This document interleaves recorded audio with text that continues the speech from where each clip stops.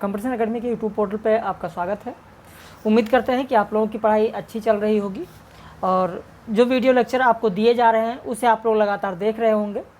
कल हम लोगों ने बात की थी अज्ञेय के उपन्यास नदी के द्वीप की, और आज हम लोग बात करने जा रहे हैं हजारी प्रसाद द्विवेदी का उपन्यास पुनर्नवा की।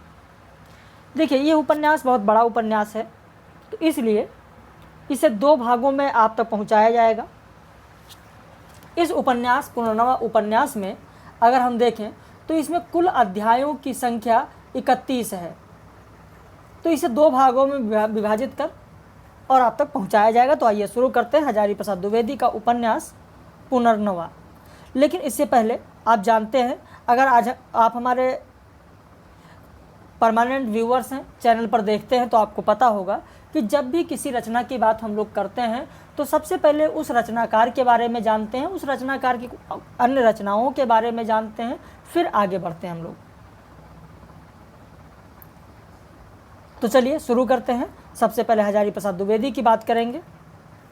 वैसे कई लोग सोचते हैं कि बात उपन्यास की होने जा रही है तो फिर हजारी प्रसाद द्विवेदी के बारे में बहुत ज़्यादा जानने की ज़रूरत क्या है। वैसे भी हिंदी साहित्य में आलोचना तो होती ही रहती है, खैर आलोचना के लिए कोई दिक्कत नहीं है, लेकिन जो मेरा कर्तव्य है मैं आपको सही रास्ते पर ले जा रहा हूँ, बाकी जैसा आप समझें। हजारी प्रसाद द्विवेदी, जिनका जन्म 1907 ईस्वी में हुआ और इनका देहांत 1979 ईस्वी में हुआ। इनके जो उपन्यास हैं वो है बाणभट्ट की आत्मकथा, चारुचंद्रलेख, पुनर्नवा, अनामदास का पोथा। अनामदास का पोथा जिसे अथरैक आख्यान भी कहा जाता है।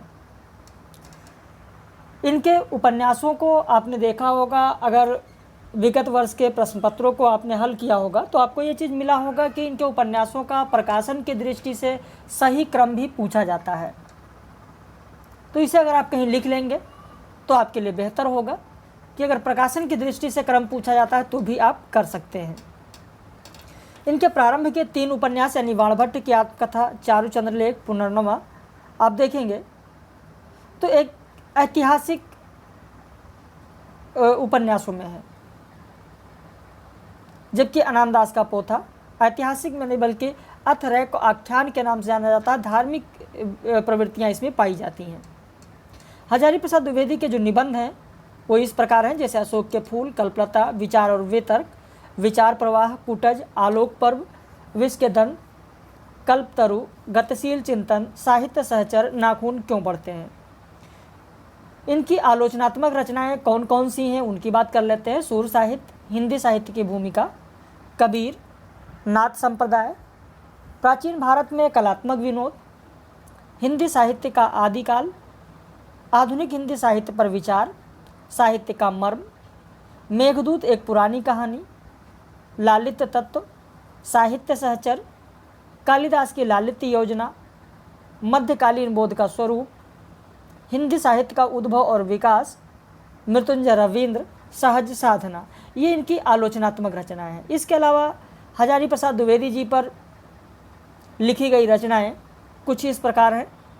ये भी अक्सर परीक्षाओं में पूछी जाती हैं, आप लोगों को पता भी होगा। आचार्य हजारी प्रसाद द्विवेदी की जय यात्रा नामवर सिंह ने लिखा। दूसरी परंपरा की खोज, ये भी नामवर सिंह ने लिखा, जो कि हजारी प्रसाद द्विवेदी पर आधारित है। शांति निकेतन के शिवालिक शिव प्रसाद सिंह ने लिखा, ये भी हजारी प्रसाद द्विवेदी पर आधारित रचना है। इसके अलावा द्विवेदी जी पर आधारित रचनाएं कौन कौन सी हैं, जैसे व्योमकेश दरवेश, जो विश्वनाथ प्रसाद तिवारी ने लिखा। साहित्यकार और चिंतक आचार्य हजारी प्रसाद द्विवेदी, डॉक्टर राममूर्ति त्रिपाठी ने लिखा। आचार्य हजारी प्रसाद द्विवेदी व्यक्तित्व और कृतित्व, डॉक्टर व्यासमणि त्रिपाठी ने लिखा। हजारी प्रसाद द्विवेदी समग्र पुनरावलोकन, चौथीराम यादव ने लिखा। तो ये कुछ रचनाएं हैं जिनके बारे में मैंने आपको बताया। अब इसके बाद हजारी प्रसाद द्विवेदी के उपन्यास पुनर्नवा की बात करते हैं, जिसका प्रकाशन 1973 ईस्वी में हुआ। सबसे पहले इनमें पात्रों की बात कर लेते हैं। तो पात्र में सर्वप्रमुख पात्र अगर हम देखें तो देवरात हैं। वृद्ध गोप वन भूमि के जो चौधरी हैं, इनके 2 पुत्र हैं। 2 पुत्र कौन कौन से हैं, तो एक है गोपाल आर्यक और दूसरे हैं श्यामरूप। गोपाल आर्यक चूंकि इनके जन्मना पुत्र नहीं हैं, श्यामरूप क्योंकि श्यामरूप को इन्होंने पाला है, पाल पोस कर बड़ा किया, एक ब्राह्मण परिवार के हैं। जबकि गोपाल आर्य वृद्ध गोप वनभूमि के जो चौधरी हैं, इनका स्वयं का पुत्र गोपाल आर्यक है। मंजुला एक गणिका है। मृणाल मंजरी मंजुला की पुत्री है। सुमेर काका देवरात के यहाँ आते जाते रहते हैं, उनकी कुटिया में जाते रहते हैं। शर्मिष्ठा देवरात की पत्नी है। मांदी से श्यामरूप एक तरीके से प्रेम करने लगता है, उसे चाहता है, उसके बारे में है। मांदी है, कहाँ पर मुलाकात होती है, सारी चीज़ें अभी आपको बताएंगे। चंद्रमौली, मालव्य शर्मा और चंद्रा, ये हैं पात्र। पुनर्नवा उपन्यास के बारे में थोड़ा सा जान लेते हैं, फिर पूरी कहानी पर हम लोग आते हैं। पुनर्नवा उपन्यास कब की रचना है, किस पर आधारित रचना है, किस समय की रचना है? तो ध्यान दीजिए, ये भी प्रश्न पूछा जाता है। पुनर्नवा उपन्यास गुप्तकालीन चौथी शताब्दी की घटनाओं पर आधारित प्राचीन भारतीय संस्कृति की पृष्ठभूमि पर लिखा गया उपन्यास है। मूल रूप से यहाँ पर आप देखेंगे तो गुप्त राजवंश के समय की बात है, गुप्त राजाओं की भी बात हुई है। इस उपन्यास के केंद्र में 3 जगह हैं। पहला हल्दीप है, दूसरा मथुरा है, तीसरा उज्जैनी है। जितना भी घटनाक्रम है इस उपन्यास में, वो सारे के सारे घटनाक्रम आप देखेंगे तो इसी तीनों के अंदर केंद्रित है। पुनर्नवा की जो घटनाएं हैं वो बासी को ताज़ा बना देने की, बासी को ताज़ा बना देने की हैं। इसका मतलब कि पुरानी यादों को ताज़ा कर देना। वर्तमान में अगर आप पढ़ेंगे तो उनकी घटनाओं से ये लगेगा कि जो बासी यादें हैं, जो चीज़ें भूल चुके हैं, उसे वो फिर से याद आ जाती हैं। उपन्यास का लक्ष्य विदेशी आक्रमण से मुक्त करने का संकल्प प्रदान करता है। इस उपन्यास में देवरात एक आदर्श पुरुष के रूप में है। इसमें प्रगतिशील दृष्टि के अनेक प्रसंगों को प्रस्तुत किया गया है। इस उपन्यास में आप देखेंगे तो इसके जो मुख्य पात्र है गोपाल आर्यक, गोपाल आर्यक का गणिका मंजुला की पुत्री मणिमंजरी के साथ विवाह करके घर बसाना आज की प्रगतिशील दृष्टि का परिचायक है। और यही बासी को ताज़ा करने की जो बात मैंने आपको बताई, वो यहाँ पर भी आप देख सकते हैं। इस उपन्यास की जो प्रमुख घटनाएं हैं, अगर हम देखें संक्षेप में, तो इस प्रकार कह सकते हैं कि देवरात का उज्जवल चरित्र, गोपाल आर्यक का अत्याचार मिटा देने का संकल्प, श्यामरूप का साहस, मृणाल मंजरी का नारी देवता का साक्षात रूप और चंद्रा की समर्पण वृत्ति। इस उपन्यास के प्रारंभ में ही द्विवेदी जी ने कहा है कि अगर निरंतर व्यवस्थाओं का संस्कार और परिमार्जन नहीं होता रहेगा तो एक दिन व्यवस्थाएं तो टूटेंगी ही, अपने साथ धर्म को भी तोड़ देंगी। ये बहुत ही महत्वपूर्ण कथन है, इसे आप लोग जरूर ध्यान रखिएगा। यह कथन परीक्षा में पूछा जा सकता है। पुनर्नवा उपन्यास में कुल 31 अध्याय हैं। आज हम लोग जो बात करेंगे वो 15 अध्याय की बात करेंगे। 2 भाग में वीडियो मिलेगा। ये पहला भाग तो पब्लिश है, खैर सभी के लिए है, जो भी हमारे व्यूवर्स हैं चैनल पर देख रहे हैं उन सभी के लिए है। और दूसरा भाग पब्लिश नहीं होगा। दूसरा भाग सिर्फ जो हमारे ऑनलाइन मेंबर्स हैं, पेड मेंबर्स हैं, उन्हीं को मिलेगा। तो ये वीडियो पब्लिश है, आप भी देखिए। पहले अध्याय से शुरू करते हैं। पहले अध्याय में आप देखें कि इसका जो पहला अध्याय है, देवरात साधु थे, वह हल्दीप में आकर बस गए थे। जब हल्दीप में देवरात साधु आकर यहाँ पर बसते हैं तो लोगों में उनके विषय में अनेक प्रकार की किंवदंतियाँ फैल जाती हैं। कोई कहता है कि वह कुतुल देश के राजकुमार हैं और विमाता से दुर्व्यवहार किया, इसके कारण उन्हें विरक्त कर दिया गया है। कोई उन्हें मक्खल नामक किसी सिद्ध पुरुष से परिचय हो जाता है ये सारी चीज़ें बताया गया। तो बहुत सारी किंवदंतियाँ फैल जाती हैं। खैर, ये चीज़ें तो हो रही हैं।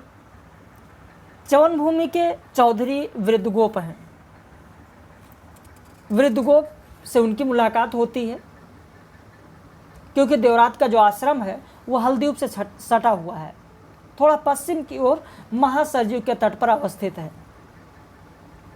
च्यवन भूमि के जो चौधरी है वृद्धगोप, उन पर बड़ी ही श्रद्धा रखते थे। वृद्धगोप को इस क्षेत्र में बड़ा सम्मान था। एक दिन होता यह है कि वृद्धगोप के दो पुत्र, जैसा कि मैंने अभी पात्रों में परिचय आपका कराया, आर्यक और श्यामरूप, इनको शिक्षा देने का दायित्व देवरात पर आता है। देवरात से कहा जाता है कि इन्हें आप शिक्षित करिए। दोनों को देवरात बलराम और कृष्ण कहते हैं। बलराम और कृष्ण से तुलना करते कहते हैं जैसे स्वयं बलराम और कृष्ण ही इन दो बच्चों के रूप में उनके सामने आ गए हैं। भाव गदगद होकर दोनों बच्चों को गोद में लेकर वे बैठ जाते हैं और फिर आकाश की ओर देखकर बोलते हैं, कहते हैं, प्रभु, यह कैसी अपूर्व लीला है। आज तुमने गौर रूप धारण किया है और बड़े भैया को श्याम रूप दे दिया है। यहाँ पर जो कथन आपको दिए जा रहे हैं, इन कथन को आपको ध्यान से देखना है, ध्यान से सुनना है, क्योंकि अक्सर जो आपके पाठ्यक्रम में रचनाएं हैं, जो उपन्यास हैं, उनसे जो कथन दिए जाते हैं, लोग कहते हैं कि मुझे कथन नहीं आता है, मुझको ऐसा प्रश्न करना नहीं आता है। कैसे आएगा? जब आप पढ़ेंगे नहीं तो फिर कैसे आएगा? इसीलिए आपको PDF उपलब्ध कराया जाता है, वीडियो लेक्चर दिया जाता है। इसी पर आधारित रात में 9 बजे लाइव कक्षा कराई जाती है कि जो भी महत्वपूर्ण चीज़ें हैं वो आपके दिमाग में बनी रहें। फिर टेस्ट सीरीज में भी शामिल किया जाता है। एक ही चीज़ को आप बार बार जब देखेंगे तो मुझे लगता है कि आपको याद हो जाएगा। तो यहाँ पर देवरात कहते हैं कि प्रभु, यह कैसी अपूर्व लीला है। आज तुमने गौर रूप धारण किया है और बड़े भैया को श्याम रूप दे दिया है। वृद्धगोप ने सुना तो उन्हें रोमांच आ गया। उन्हें लगा सचमुच ही जिस प्रकार नंदगोप की गोदी में बलराम और कृष्ण आ गए थे, वैसे ही उनकी गोदी में श्यामरूप और आर्यक आ गए हैं। महात्मा देवरात के चरणों में साष्टांग दंडवत करते हुए उन्होंने कहा कि आर्य, आज मेरा जन्म जन्मांतर कृतार्थ जान पड़ता है। आपने ही इन दोनों बच्चों में बलराम और कृष्ण का रूप देखा है और आप ही हैं इन्हें बलराम और कृष्ण बना सकते हैं। आप इन्हें यथोचित शिक्षा दें। देवरात बच्चों को लेकर चल देते हैं, बच्चों को लेकर जाते हैं और जाते वक्त कहते हैं वृद्धगोप से कि चिंता ना करें भद्र, ये दोनों ही बच्चे पंडित भी बनेंगे और मल्ल भी। आर्यक में चक्रवर्ती के सब लक्षण दिखाई दे रहे हैं। यदि सामुद्रिक शास्त्र सत्य है तो आर्यक दिग्विजयी होकर रहेगा और श्याम रूप उसका महामात्य बनेगा। आर्यक की ओर देखते हुए देवरात ने कहा कि मेरा मन कहता है कि यह बालक वृद्धगोप के घर में गाय चराने के लिए पैदा नहीं हुआ है। ये बहुत बड़ा होगा, बहुत बड़ा। और यहीं पर अर्थात हल्दीउप में नगर श्री गणिका मंजुला देवी से देवरात की मुलाकात होती है। पहले मंजुला देवरात का विरोध करती है और फिर समय बीतता जाता है।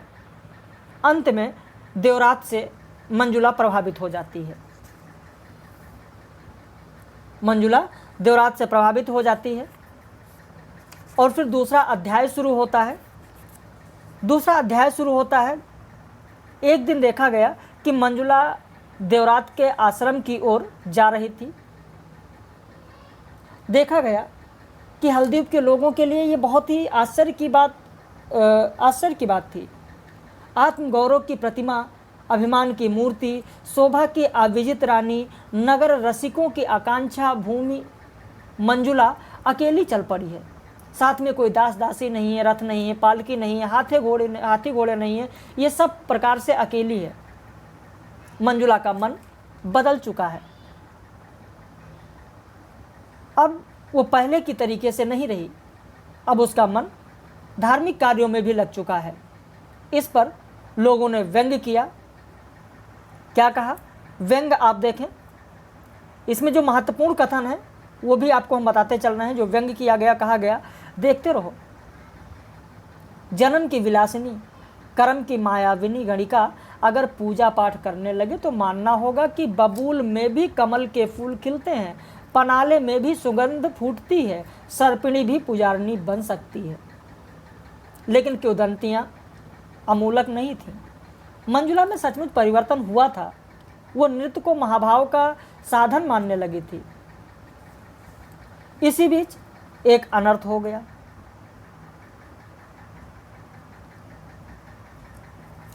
चलिए थोड़ा सा और बता देते हैं, थोड़ा और विस्तृत लेकर चलते हैं, फिर आगे बढ़ते हैं। तो लोग ये कहने लगे। फिर मंजुला वहां पर पहुंचती है कुटी पर। कुटी पर जब पहुंचती है तो वहां पर दोनों बालक थे, गोपाल आर्य और श्यामरूप। उसे देखते हैं, कहते हैं, आर्य आप क्या हमारे गुरुजी को खोज रही हैं? क्या आप भी पढ़ने आती हैं? हमारे गुरुजी आपको अच्छी तरह से पढ़ाएंगे, आइए आपका स्वागत है। मंजुला देवरात को अपने घर पर आने का निमंत्रण देकर वहां से वापस आ जाती है। एकाएक नगर में भयंकर महामारी का प्रकोप होता है। एक दूसरे के संबंधी भी अपनों से दूर जाने लगते हैं। देवरात सोचता है, मंजुला का ख्याल आता है। देखिए मंजुला का ख्याल क्यों आता था ये भी आपको बता दें। देवरात की जो पत्नी थी शर्मिष्ठा, आगे आपको बताएंगे, शर्मिष्ठा का चेहरा और मंजुला का चेहरा, कद काठी सारी चीज़ें मिलती थीं। आखिर शर्मिष्ठा अब है कहाँ, वो भी थोड़ा सा आपको बता दें तो कहानी समझने में आप लोगों के लिए आसानी हो जाएगी। शर्मिष्ठा एक बार देवरात युद्ध के लिए जाते हैं और उनकी जो विमाता होती हैं वो यहाँ घर पर खबर कर देती हैं कि देवरात युद्ध में मारा गया। तो उनकी पत्नी शर्मिष्ठा आत्मदाह कर लेती हैं। देवरात वहाँ से लौटते हैं तो पता चलता है कि ऐसी ऐसी किंवदंतियाँ फैली और उनकी पत्नी ने आत्मदाह कर लिया। इसको वो बर्दाश्त नहीं कर पाते हैं। ये विमाता की चाल थी, क्योंकि विमाता ये चाहती थी कि मेरा पुत्र राजा बने, लेकिन चूंकि बड़े देवराज बड़े यही थे देवरात, तो देवरात राजा बन जाते। तो इसलिए ऐसी भ्रांतियाँ फैलाई गईं और देवरात वहाँ से भाग निकले और आकर हल्दीप में बस गए। हल्दीप में उन्होंने अपनी कुटिया बना ली। तो उनको बार बार शर्मिष्ठा की याद आती थी जब जब वो मंजुला को देखते थे। तो देवरात ने सोचा चलो मंजुला के घर चलते हैं, उसने निमंत्रण दिया था, उससे मुलाकात कर लेते हैं और देखते हैं कहीं वो भी तो नहीं इस महामारी से ग्रसित है। लेकिन जब देवरात मंजुला के घर जाते हैं तो वहाँ मंजुला कराह रही होती है, उसके पास कोई नहीं होता है, अंधेरा है।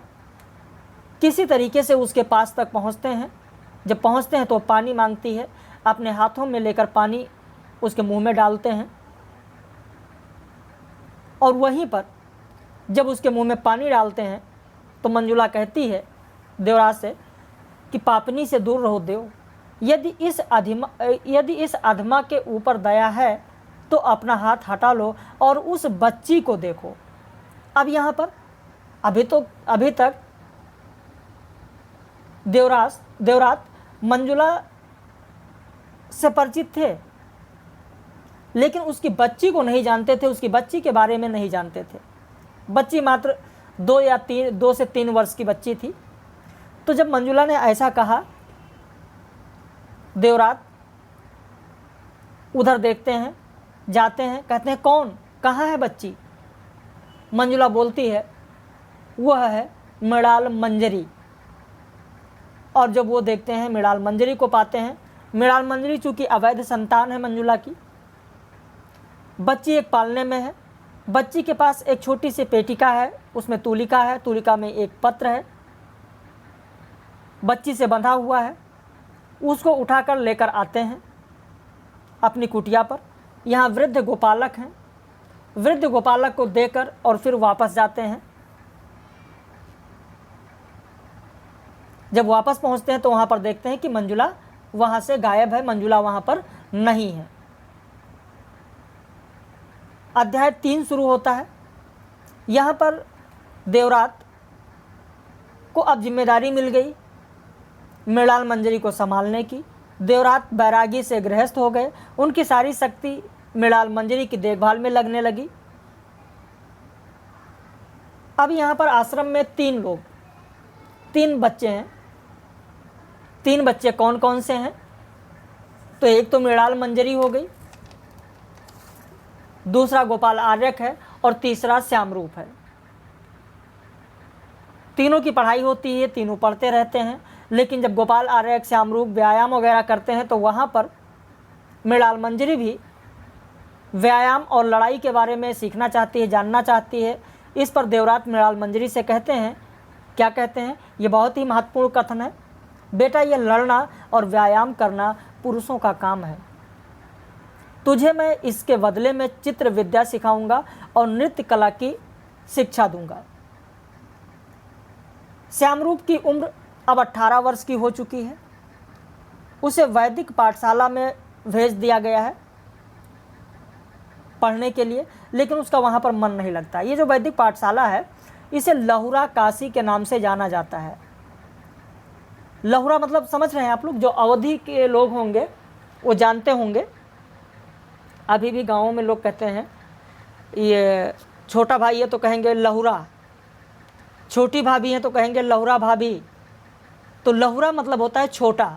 यानी काशी में जिस तरीके की शिक्षा दी जाती थी, जिस तरीके की पाठशालाएं थीं, वही ठीक उसी तरीके से यहाँ भी शिक्षा दी जाती थी। इसीलिए इस वैदिक पाठशाला को कहा जाता था लहुरा काशी। लेकिन श्यामरूप का मन नहीं लगा। एक दिन श्यामरूप लापता हो जाता है। आर्यक उसे ढूंढने के लिए एक दिन चुपके से देवरात के यहाँ से गायब हो जाता है। किसी तरह वृद्धगोप जो हैं यानी उसके माता पिता उसे खोज निकालते हैं और अब उसे घर पर ही रखते हैं, कहीं आने जाने नहीं देते हैं। देवरात के पास अब अकेली मृणाल मंजरी बसती है।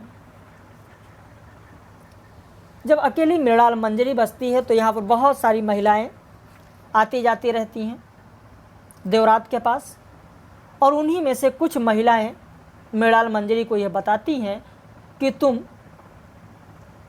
हमारे इस राज्य की प्रमुख गणिका मंजुला की बेटी हो। तो यहीं पर मृणाल मंजरी को यह बात पता चलती है कि वो मंजुला की बेटी है। देवरात अब मृणाल मंजरी बड़ी होती है। देवरात उसकी शादी कराना चाहते हैं।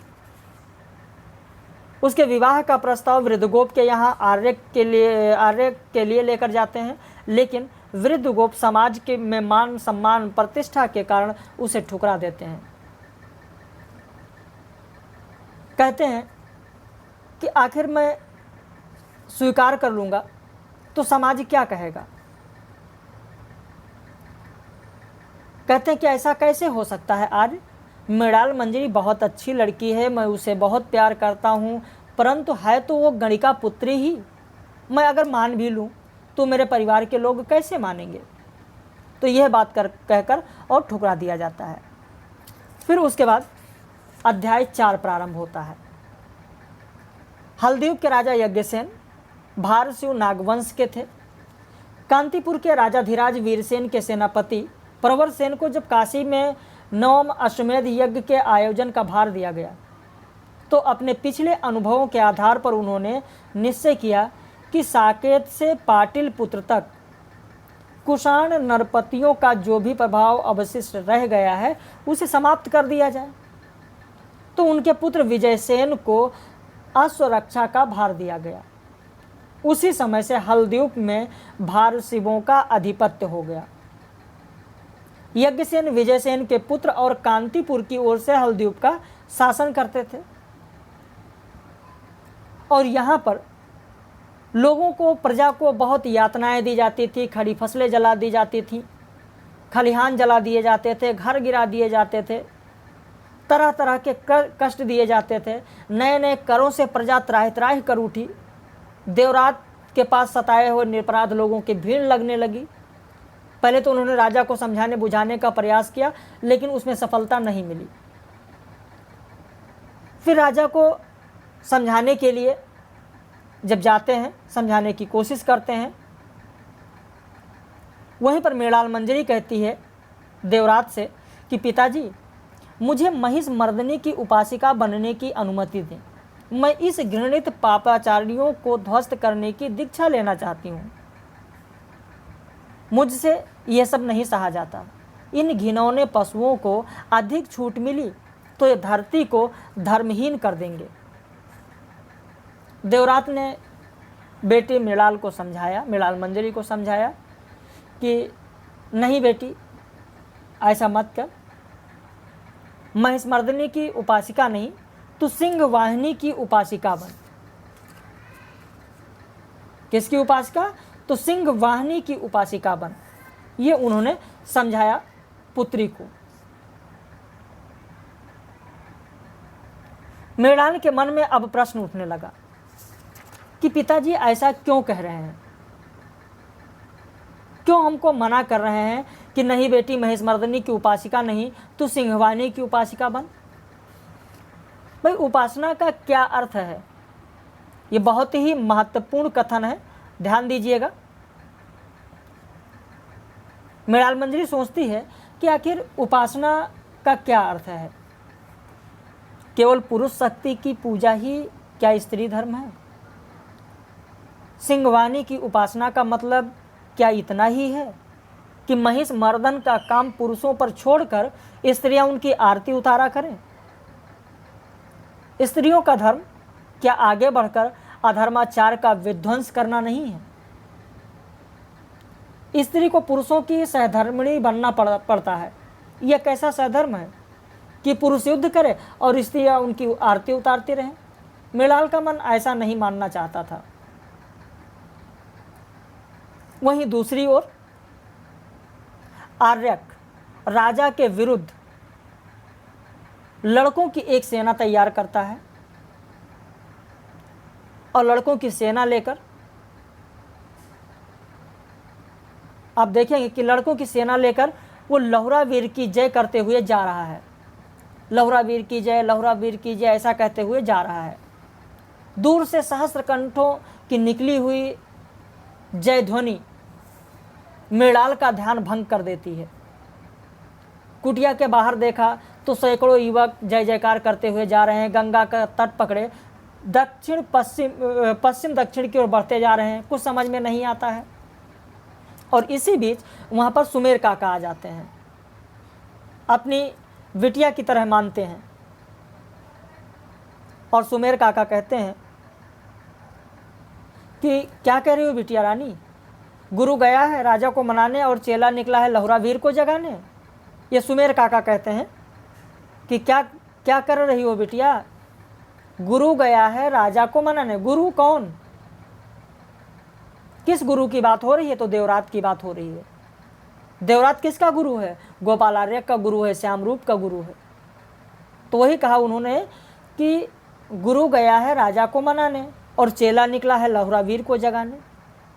तो यहाँ पर सुमेर काका से लहुरा वीर और आर्यक के बारे में पूरी तरीके से यहाँ पर मृणाल मंजरी पूछती है और पूरा जानकारी लेती है। लहुरा कौन है? तो लहुरा है सांब। आपको बता दें, बलराम, श्री कृष्ण, प्रद्युम्न और अनिरुद्ध, ये 4 देवता हैं। आभीर राजा ने इस मंडली में श्री कृष्ण के छोटे पुत्र सांब को भी जोड़कर 5 कृष्ण वीरों की उपासना प्रचलित की। सुना जाता है कि मथुरा में उन्होंने 5 कृष्ण वीरों का विशाल मंदिर बनवाया और यही सांब लहुरा वीर हैं। यही सांब लहुरा वीर हैं। तो यहाँ पर लहुरा वीर की जय करते हुए आर्यक आगे बढ़ता है। सुमेर काका कहते हैं, तो यहाँ पर पूछती है मृणाल मंजरी कि पिताजी ऐसी ऐसी बात करते हैं कि क्या मैं नहीं शामिल हो सकती हूँ? जिस तरीके से आर्यक आगे बढ़ रहा है अधर्मियों का नाश करने के लिए, उनके खिलाफ चल रहा है, क्या मैं ऐसा नहीं कर सकती हूँ? इस पर सुमेर काका ने कहा कि मेरी तो राय ये है कि सज्जन है चरण की धूल लो, दुर्जन है नाक तोड़ दो। जो डरता है वो देवी की उपासना के बारे में पूछना छोड़ दे। देवी क्या रे? तेरे भीतर जो अभय है वही देवी है। पिशाची क्या है जानती है? तेरे भीतर जो भय है वही पिशाची है। तो सुमेर काका ने ये देखने का प्रयत्न नहीं किया कि मृणाल पर उसका क्या असर पड़ रहा है। देखते तो उन्हें पता चलता कि मृणाल का मुखमंडल किस तरीके से चमक रहा है, और वह कहते ही गए कि देवरात पोथी के बल पर मुझे हरा देता है। जब कभी उसके विचारों के विरुद्ध कुछ कहना चाहता हूँ तभी तर्कों का कोड़ा मार मार कर उस द्वार की ओर ढकेल देता है जहाँ से घुटने टेके बिना भागना भी कठिन है। तो सुमेर काका हंस हंस कर दोहरे हो गए। मृणाल भी हंसने लगी, बोली कि पिताजी तो कहते हैं कि तुम कभी हारते ही नहीं थे। तो सुमेर काका सुस्ताने लगे, फिर कहते हैं कि हार जाता हूँ बिटिया, बुरी तरह हार जाता हूँ, पर हार मानता नहीं। तो मृणाल ने इस पर भी पूछा कि जरा समझा कर कहो काका कि हारते हो मगर हार मानते नहीं, इसका मतलब क्या है? तो वेदों का बहुत सारा उदाहरण देते हैं और कहते हैं कि तुम्हारे जो पिता हैं वो वेदों के माध्यम से ऐसा कर देते हैं, लेकिन मेरा मन नहीं हारता है। फिर 5वां अध्याय शुरू होता है। राजसभा में देवरात का अपमान होता है। देवरात राजा को मनाने जाते हैं, वहाँ पर देवरात का अपमान होता है। उन्हें बैठने को आसन नहीं दिया जाता है। राजा ने उनकी ओर देखा भी नहीं। इससे वे बहुत हताहत हुए। उनके लौटने में देर हुई। जब लौटे तो देखा कि मृणाल मंजरी की आंखें सूजी हुई हैं, मुख पीला पड़ा हुआ है। तभी कुटिया में सुदिन नामक सेवक आता है, जो बहुत पहले भी आया करता था। सुदिन को पूरा हाल मृणाल मंजरी सुनाती हैं, बताती हैं, और एक खत लिखती हैं, एक चिट्ठी लिखती हैं आर्यक के नाम, और कहती हैं, शपथ देती हैं कि यह पत्र सिर्फ गोपाल आर्यक को ही मिलना चाहिए, बाकी किसी को नहीं देना।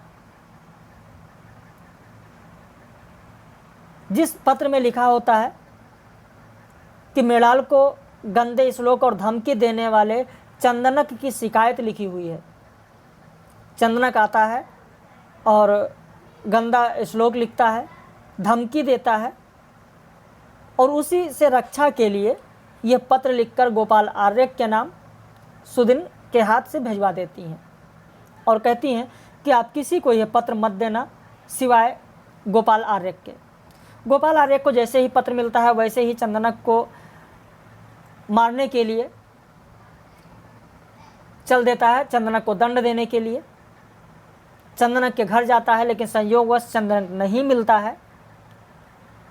तो वहाँ से लौटकर वो कुटिया की ओर आता है और आर्यक को ढूंढते ढूंढते वृद्ध गोप भी कुटिया में आ जाते हैं। इधर मृणाल मंजरी की आंखें लाल हैं, वो लेटी हुई है। पिता को समझ में नहीं आता है, देवरात को समझ में नहीं आता है कि आखिर ऐसा क्या है। तब देवरात ने सुदिन से पूछा कि वो पत्र कहाँ है? क्या आर्यक को दे दिया तुमने? सुदिन ने सहज भाव से कहा, मैं क्या करता आर्य, बिटिया ने शपथ दे दी थी। तो देवरात कुछ आश्चर्य हुआ। फिर उन्होंने पूछा, सुदिन तू क्या पहली बार ऐसा पत्र लेकर आर्यक के पास गया था? कहता, हाँ आर्य, पहली बार गया था। तो पत्र पढ़ने के बाद आर्यक ने क्या कहा? तो ये पूरा वृत्तांत बताता है सुदिन, और इसके बाद में सुदिन से पत्र लेकर देवरात पढ़ते हैं। तब उन्हें पता चलता है कि चंदनक ने ऐसा किया है। देवरात को पता है कि चंदनक जो है वो राजा का निकट संबंधी है, और अगर आर्यक ने ऐसा कुछ किया तो कोई अनहोनी हो सकती है। इस पर वो आर्यक को रोकने के लिए चंदनक के घर की ओर बढ़ा। तब तक इधर आर्यक कुटी में पहुंच जाता है और कुटी में मृणाल मंजरी से मिलता है। मृणाल मंजरी से कहता है कि अब तुमको घबराने की ज़रूरत नहीं है, तुम्हारी रक्षा मैं स्वयं करूँगा। ये सारी बातें होती हैं। वापस देवरात भी आ जाते हैं, वृद्ध गोप भी आ जाते हैं। बेटे को बहुत समझाने बुझाने के बाद जब नहीं मानते हैं तो वृद्धगोप ने गोपाल आर्यक और मृणाल मंजरी की शादी कर दी। अंत में यही तय पाया गया कि आर्यक और मृणाल मंजरी का विवाह तुरंत कर दिया जाए और पुत्र वधू को लेकर ही वृद्धगोप घर लौटे, और हुआ भी कुछ यही। अगला अध्याय शुरू होता है कि इस अध्याय में देवरात का दुख है। देवरात का क्या दुख है? तो देवरात का ये दुख है कि जो पत्र छोड़कर गई थी मंजुला, उस पत्र को पढ़ते हैं, अपनी पत्नी शर्मिष्ठा को याद करते हैं और कहते हैं कि बेटी, मृणाल मंजरी क्या देकर तुझे विदा करूंगा? तेरे चले जाने के बाद तेरा यह भाग्यहीन पिता क्या जीवित रह सकेगा? हे स्वर्ग के पितृ पितामह गण, तुम्हारे भरोसे इस कन्या को छोड़ रहा हूँ। हाँ विधाता। तो ये भाग 6 में आप पढ़ रहे हैं। मैंने आपको बताया कि देवरात कौन थे। अभी प्रारंभ में ही मैंने आपको बताया कि देवरात के जो प्रति पितामह थे वो अग्निमित्र के प्रमुख सेनानियों में थे। सिंधु नदी के तट पर यवनों को शिकस्त देने में उनका विशेष योगदान था। और एक बार लड़ने जाते हैं, देवरात के पिता ने इनको भेज दिया। देवरात 19 वर्ष के थे जब इनको भेजा गया था युद्ध में लड़ने के लिए, और फिर यहाँ पर उनकी विमाता ने यह फैला दिया भ्रम कि युद्ध में मारे गए देवरात, और उनकी पत्नी शर्मिष्ठा ने आत्मदाह कर लिया। तो ये सारी चीज़ें मैंने बताया। तो वही शर्मिष्ठा है, और उसी शर्मिष्ठा को ये स्वप्न में याद कर रहे हैं, मंजुला को याद कर रहे हैं, मंजुला का दिया हुआ खत पढ़ रहे हैं।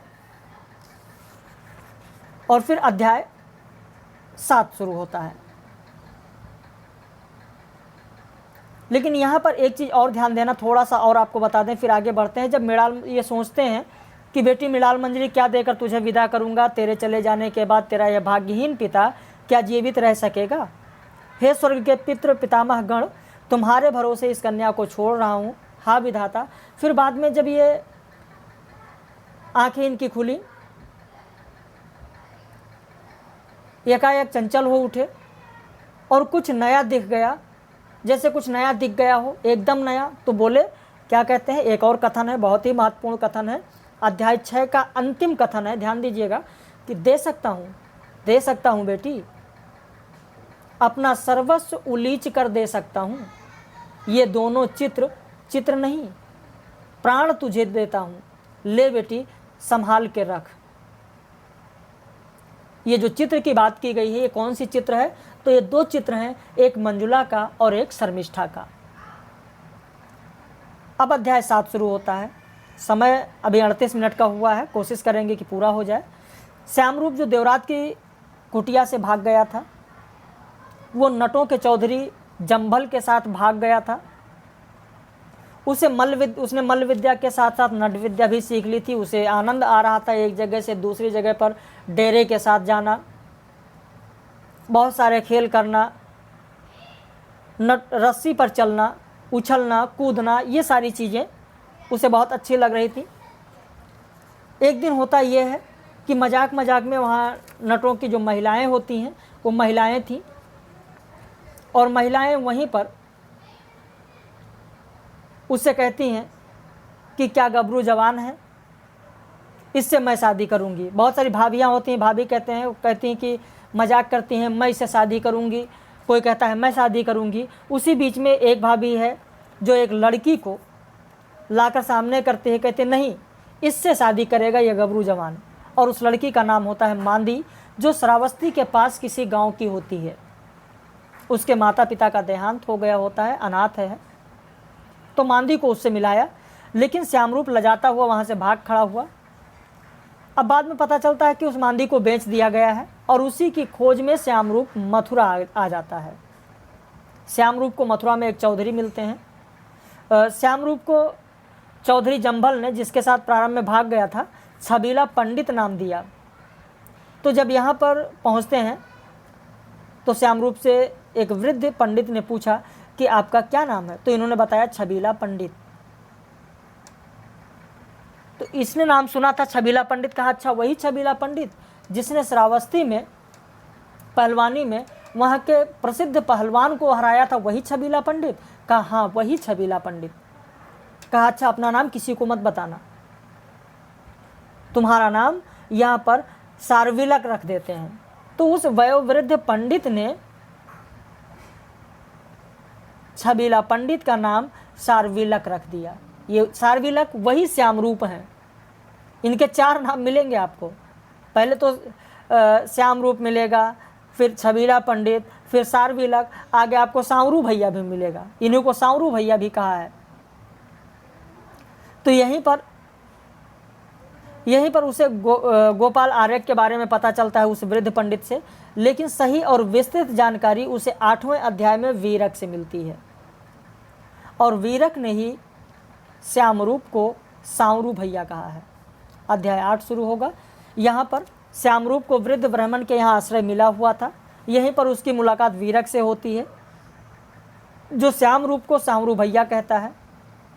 यह वीरक आर्यक मणिमंजरी के विवाह और उनके बच्चे के बारे में बताता है, चंद्रा के बारे में बताता है, पिता की मृत्यु के बारे में भी वीरक ने ही श्यामरूप को बताया। सारी कहानी अध्याय 8 में है। वैसे इसका PDF आप लोगों को भेज देंगे। 2 भाग में PDF भी आपको मिलेगा। 300 पेज का पूरा है, 150 पेज का आपको 2 मिलेगा। उससे समय मिले तो पढ़ लीजिएगा, नहीं समय मिले तो यहाँ पर जो महत्वपूर्ण चीज़ें हैं वो आपको करा रहे हैं। इस पर आधारित रात में लाइव कक्षा कराएंगे, तो बहुत सारी चीज़ें आप लोगों की क्लियर हो जाएंगी। बाकी कहानी तो आपके समझ में आ ही रही होगी। अध्याय 9 शुरू होता है। मथुरा में एक बार फिर हलचल मची है कि आर्य के स्थान पर पाटलिपुत्र के राजा ने किसी दुसर्स सेनापति को नियुक्त किया है, जो 10 दिन के भीतर मथुरा पर अधिकार कर लेगा। वहीं दूसरी ओर श्यामरूप मांदी को भूलने का प्रयास करता है, लेकिन तभी उसे पता चलता है कि कपोतक नामक व्यक्ति का एक गिरोह है और उसी के पास यह बंदी के रूप में है, और वह गिरोह उज्जैनी की ओर गया है। अध्याय 10 शुरू होता है। मांदी की खोज में उज्जैनी की ओर रवाना होता है। विदिशा से उज्जैनी का मार्ग काफ़ी कठिन है, और इसी रास्ते में उसे 2 व्यक्ति चंद्रमौली और मांडव्य शर्मा मिलते हैं। लेकिन कोई खास बातचीत इनमें नहीं होती है। लेकिन चंद्रमौली और मांडव्य शर्मा का शास्त्रार्थ वर्णन इसी अध्याय 10 में है। अध्याय 11 शुरू होगा। आर्यक विजयी सेनापति के रूप में विख्यात हो चुका था, लेकिन जिस समय उसकी कीर्ति शिखर पर पहुंची, वो सेनापति का काम छोड़ दिया। पाटलिपुत्र के राजा ने निर्णय लिया कि हल्दीव का शासन आर्यक को सौंप दिया जाए, और आर्यक को सौंप दिया जाता है। आर्यक सोच रहा था कि अगर मुझे हल्दीव भेजा गया, क्योंकि ये हल्दीव से भाग चुका है, हल्दीव में अब नहीं रहता है, वहाँ पर मणिमंजरी को छोड़कर चला आया है, क्योंकि चंद्रा ने उसका पीछा किया था और चंद्रा को लेकर यह भगा था। तो फिर सोचता है कि अगर मुझे हल्दीव का शासन दे दिया जाता है, वहाँ पर मणिमंजरी मिलेगी, मैं क्या बताऊँगा। खैर मेरी तो कोई गलती नहीं है, चंद्रा की गलती है, फिर भी मैं क्या मुंह दिखाऊंगा।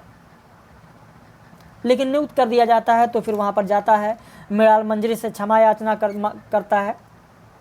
मृणाल मंजरी से मुलाकात होती है, और फिर से एक बार वहाँ से निकल लेता है। हल्दीव से इस बार वो पूरब नहीं बल्कि पश्चिम की ओर जाता है, और फिर से मृणाल मंजरी को छोड़ देता है, राज छोड़ देता है, पूरा शासन सब कुछ छोड़ देता है। वहीं आर्यक की मुलाकात भागते भागते रास्ते में चंद्रमौली और मांडव्य शर्मा से हो जाती है। इधर अध्याय 12 में मृणाल मंजरी अकेली पड़ जाती है। छोटा शिशु शोभन भी है। शोभन कुछ नहीं समझ पाता है, वो भी माँ के साथ गोवर्धनधारी की सेवा के आयोजन में लगा रहता है। गांव में भी उदासी छाई हुई है। गोपाल आर्यक की भागने की खबर आग की तरीके से यहाँ पर फैल गई है पूरे हल्दीव में, और तभी वहीं पर दूसरे दिन सुमेर काका आ जाते हैं। सुमेर काका और मृणाल में बहुत सारी बातें होती हैं। यहीं पर चंद्रा भी आ जाती है। मृणाल चंद्रा को घर के अंदर ले जाती है। औरतें गान करने लगती हैं। फिर 13वां अध्याय है कि देवरात मृणाल को विदा करने के बाद अपनी कुटिया से गायब हो गए थे, क्योंकि पहले उन्होंने देखा कि श्यामरूप गायब हुआ, कुटिया से चला जाता है। उसके बाद उसको ढूंढने के लिए गोपाल आर्य चला जाता है। फिर बेटी मृणाल मंजरी की शादी कर दी जाती है और अंत में वहाँ से देवरात भी शांति पाने के लिए वहाँ से वो निकल जाते हैं। तो निकल कर कहाँ जाते हैं कुछ दिनों तक पता नहीं चलता है, लेकिन फिर अध्याय 13 में दिखाया गया कि देवरात अब उज्जैनी के महाकाल मंदिर में आ गए हैं और यहीं पर उनकी मुलाकात चंद्रमौली से होती है और चंद्रमौली ने तथा माधव शर्मा ने उन्हें आर्यक के बारे में बताया। अब आर्यक की खोज में अगले अध्याय में देवरात आर्यक के खोज में निकल पड़ते हैं, क्योंकि उन्हें यह जानकर चिंता होती है कि उज्जैनी का राजा आर्यक को बंदी बनाना चाहता है, तो उसकी खोज में निकल जाते हैं। यह अध्याय 14 तक है। अब अध्याय 15 से लेकर अध्याय 31 तक दूसरे भाग में आपको ये पूरी कहानी सुनाएंगे। फिर क्या होता है, देखिए कहानी को जब आप अंत तक सुनते हैं तभी उसके सारांश तक पहुंच सकते हैं, तभी उसका आप सारांश पूरी तरीके से समझ भी पाएंगे। क्या अंत हुआ, किस तरीके से, पूरा मर्म आपके समझ में तभी आएगा जब किसी चीज़ को आप अंत तक देखेंगे। तो अगला भाग जो होगा वो अध्याय 15 से लेकर अध्याय 31 तक होगा और इसी पर आधारित जो आज कराया गया इस पर और नदी के द्वीप पर आधारित रात में 9 बजे लाइव कक्षा में हम लोग मिलेंगे। यदि आप भी हमारे पेड मेंबर्स बनना चाहते हैं, अगर पेड मेंबर्स आप बनना चाहते हैं तो आप हमारे यहाँ ज्वाइन कर सकते हैं। आपको क्या मिलेगा वो आपको बताएं। प्रतिदिन सुबह 10 बजे PDF नोट्स मिलेगा। प्रतिदिन सुबह 10 बजे 50 प्रश्नों की टेस्ट सीरीज मिलेगी। दोपहर में 2:30 बजे आपको वीडियो लेक्चर मिलेगा। रात में 9 बजे लाइव कक्षा मिलेगी। पूरे सप्ताह कोई अवकाश नहीं, अलग से कोई पुस्तक खरीदने की आपको आवश्यकता नहीं। जो बैच की समय सीमा होगी वो परीक्षा तक होगी। कक्षा के लिए समय का प्रतिबंध नहीं होगा। आप लेक्चर को बाद में भी देख सकते हैं। बाय द वे आप कहीं बिजी हो गया, कोई मेहमान आ गया, आपने नहीं देखा तो आप बाद में भी देख सकते हैं। आपके व्हाट्सएप पर वीडियो का लिंक रहेगा। पेमेंट क्या होगा, ये सारी चीज़ें जानकारी के लिए आप इस नंबर पर, दिए गए नंबर पर फ़ोन करके व्हाट्सएप करके फ़ीस और सारी जानकारी ले सकते हैं। यहाँ पर ये नंबर दिया गया है। पेमेंट आप 80 52 58 4004 जो ये नंबर लिखा है इस पर आप कर सकते हैं, गूगल पे, फ़ोन पे, पेटीएम के माध्यम से। लेकिन शुल्क जमा करने के बाद उसकी स्क्रीनशॉट आपको भेजना बहुत ही ज़रूरी होगा। तो चलिए हम लोग फिर मिलेंगे रात में 9 बजे लाइव कक्षा में। आप लोगों ने अंत तक समय दिया और बहुत धैर्यपूर्वक आप लोगों ने वीडियो को देखा, इसके लिए बहुत बहुत धन्यवाद आप लोगों को।